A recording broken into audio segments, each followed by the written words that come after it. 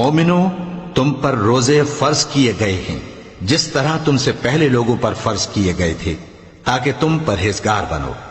روزوں کے دن گنتی کے چند روز ہیں، تو جو شخص تم میں سے بیمار ہو یا سفر میں ہو تو دوسرے دنوں میں روزوں کا شمار پورا کر لے۔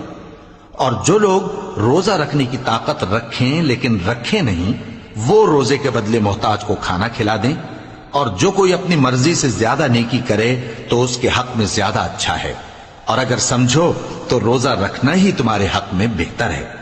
روزوں کا مہینہ رمضان کا مہینہ ہے، جس میں قرآن اول نازل ہوا، جو لوگوں کا رہنما ہے اور جس میں ہدایت کی کھلی نشانیاں ہیں، اور جو حق و باطل کو الگ الگ کرنے والا ہے۔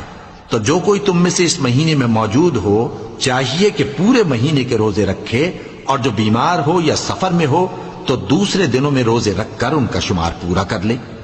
اللہ تمہارے حق میں آسانی چاہتا ہے اور سختی نہیں چاہتا، اور یہ آسانی کا حکم اس لیے دیا گیا ہے کہ تم روزوں کا شمار پورا کر لو، اور اس احسان کے بدلے کہ اللہ نے تم کو ہدایت بخشی ہے، تم اس کو بزرگی سے یاد کرو اور اس کا شکر کرو۔